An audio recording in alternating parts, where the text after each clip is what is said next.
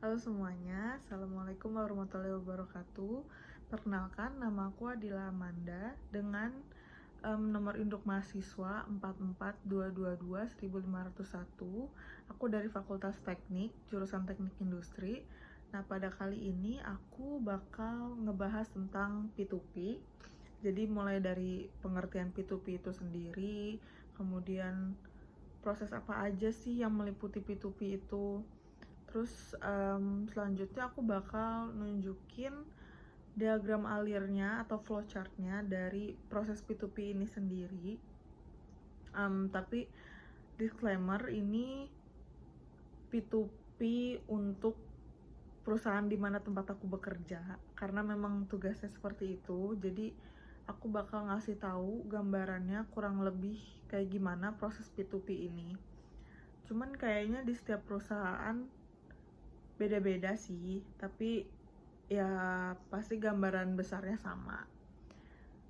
So, kita langsung aja ke penjelasannya. Oke, di sini aku bakal ngasih tahu terlebih dahulu penjelasan dari P2P ini.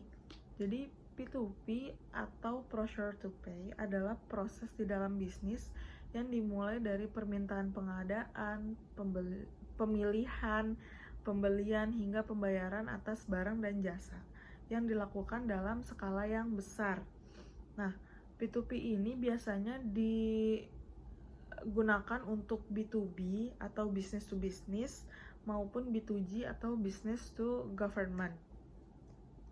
Nah, P2P menjadi bagian penting dari manajemen supply chain karena berhubungan dengan bahan material yang diperlukan langsung agar bisa memenuhi target permintaan pelanggan. Nah, kita lanjut ke gimana sih proses dari P2P ini sendiri. Nah, di sini ada 9 proses atau 9 tahapan yang akan dilalui. Yang pertama yaitu mengidentifikasi kebutuhan bisnis. Pengidentifikasian ini dilakukan oleh Departemen Pengadaan Barang atau Procurement dengan melakukan penelitikan secara cermat. Selanjutnya dilakukan pendataan barang atau jasa dengan rincian spesifikasi yang diperlukan secara jelas agar vendor bisa memenuhi kebutuhan tersebut dengan tepat. Sekaligus dilengkapi estimasi harga yang sesuai dengan anggaran perusahaan. Kemudian untuk tahapan yang kedua yaitu pemilihan vendor. Nah, pemilihan vendor sangatlah penting agar produk yang dibutuhkan sesuai dengan apa yang diharapkan oleh perusahaan. Perihal lain yaitu pemilihan vendor sebaiknya dilakukan secermat mungkin karena berhubungan dengan kerjasama dalam jangka yang panjang. Nah, lanjut ke tahap yang ketiga yaitu pengajuan barang dan jasa. Pada bagian tim pengadaan melakukan pengajuan barang dan jasa untuk disetujui berdasarkan identifikasi kebutuhan bisnis kepada kepala bagian departemen. Selanjutnya, pengajuan akan dikaji kembali oleh tim analisa keuangan atau tim purchasing. Lanjut ke tahapan yang keempat yaitu pengkajian daftar barang dan jasa. Pada tahapan ini, tim purchasing akan melakukan pengkajian terhadap barang dan jasa yang diajukan untuk disetujui. Tujuannya agar harga yang diajukan sesuai dengan harga umum dan menjaga pengeluaran bisnis tetap stabil sesuai berdasarkan anggaran yang telah mereka tetapkan.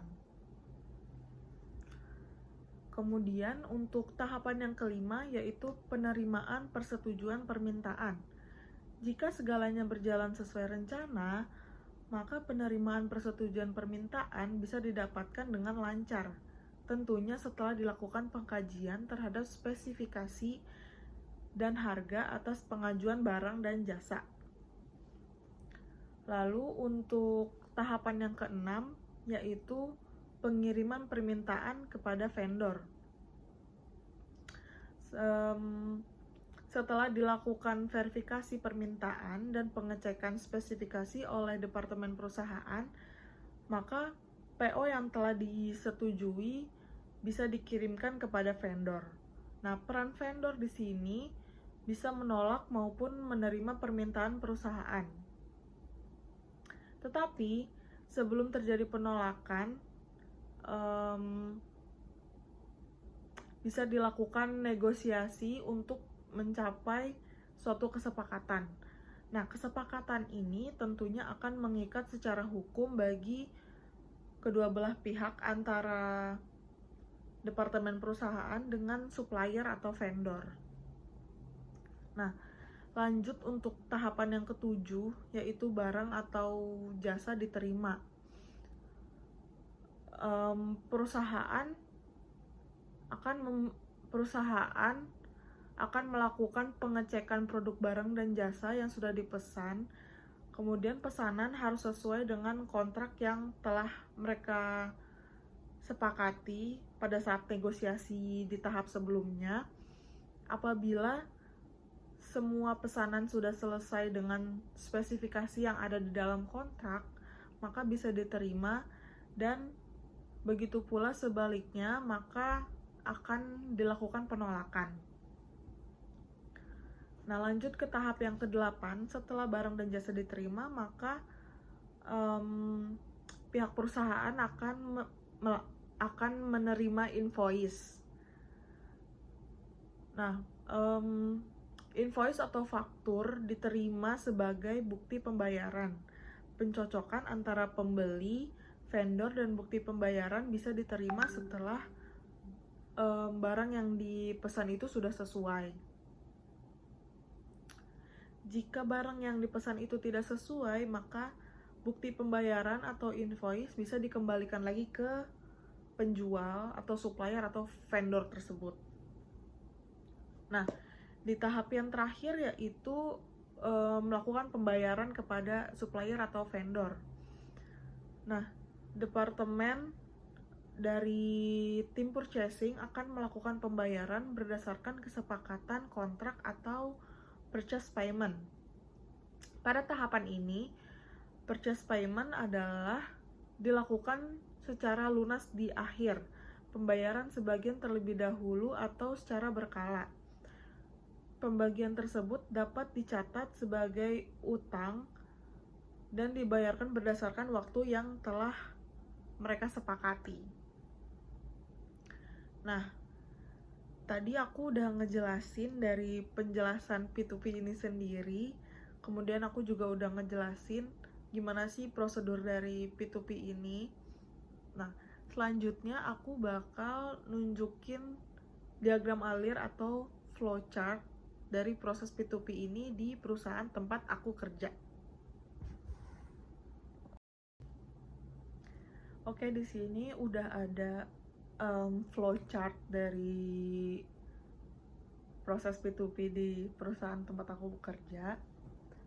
Nah, di sini ada proses dari P2P itu, ada PO, ada receiving, terus ada vendor bill, kemudian yang terakhir itu payment.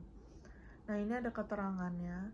Kalau ellipse itu start atau selesainya, kemudian untuk yang belah ketupat itu decision, kayak ya atau tidaknya. Kemudian untuk yang persegi panjang ini adalah proses yang dilalui. Oke, kita mulai aja ke flowchartnya. Di sini ada 3 pemeran utama dalam proses ini. Yang pertama itu ada supplier, kemudian ada R&D, aku sendiri, kemudian ada tim purchasing. Nah, di sini dimulai dari pihak R&D untuk mulai permintaan. Kemudian dari pihak R&D akan melakukan cek stok barang. Nah, lalu setelah mereka melakukan cek stok barang, pihak R&D akan membuat purchase requisitions atau PR. Nah, PR ini akan diajukan ke pihak purchasing. Nah, dari pihak purchasing ini akan mengurus persetujuan. Jika disetujui, maka mereka akan meminta penawaran harga ke pihak supplier. Namun jika tidak disetujui, maka dari pihak purchasing akan meminta pihak R&D cek stok barang kembali. Nah, dari pihak supplier, jika mereka menerima permintaan penawaran harga dari purchasing, maka mereka akan membuat penawaran harganya. Namun jika mereka tidak menerima, maka mereka akan konfirmasi ke pihak purchasing untuk menanyakan apakah mereka sudah mengirim permintaan penawaran harganya atau belum. Nah, dari tahap supplier membuat penawaran harga, mereka akan mengirimkan ke purchasing, lalu purchasing akan membuat dan mengirimkan PO. Nah, kemudian dari pihak supplier akan menerima PO. Jika pihak supplier menerima PO, maka supplier akan mulai ke proses cek stok barang. Namun jika supplier tidak menerima PO dari pihak purchasing, maka supplier akan mengkonfirm ke pihak purchasing apakah mereka sudah membuat dan mengirimkan PO-nya atau jadi PO atau enggak, kayak gitu. Pokoknya mereka akan konfirmasi. Nah, dari proses cek stok barang, supplier akan langsung mengirimkan barang. Nah, di proses pengiriman barang ini akan ditujukan pada R&D. Nah, R&D akan menerima barang. Jika mereka menerima, maka akan dilanjutkan ke proses berikutnya, yaitu supplier akan membuat dan mengirimkan invoice beserta fakturnya. Namun jika R&D tidak menerima barangnya, maka R&D akan mengembalikan kepada supplier, lalu supplier akan melakukan cek stok barang kembali. Nah, dari supplier, jika barang sudah diterima, mereka akan membuat dan mengirimkan invoice beserta fakturnya. Lalu dari supplier akan melemparkan kembali ke purchasing, lalu purchasing akan menerima invoice dan faktur. Jika purchasing menerima, maka lanjut ke proses pembayaran. Namun jika purchasing tidak menerima invoice beserta fakturnya, maka akan dikembalikan lagi ke supplier untuk konfirmasi apakah pihak supplier tersebut sudah membuat dan mengirimkan invoice beserta fakturnya atau belum. Nah, dari pihak purchasing akan melakukan pembayaran jika sudah menerima invoice dan fakturnya. Lalu pihak supplier akan menerima pembayaran, lalu proses tersebut akan selesai.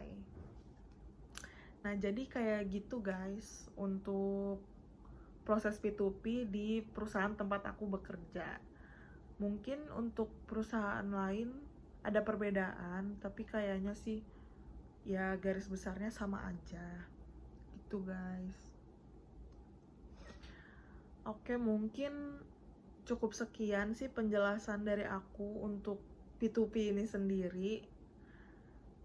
Gimana menurut kalian, apakah ini rumit atau simple atau gimana? Tapi ya yang aku yakin sih kayaknya di setiap perusahaan kurang lebih sama proses P2P-nya. Cuman gimana kebijakan perusahaan aja. Oke, mungkin sekian dari aku. Kurang lebihnya mohon maaf.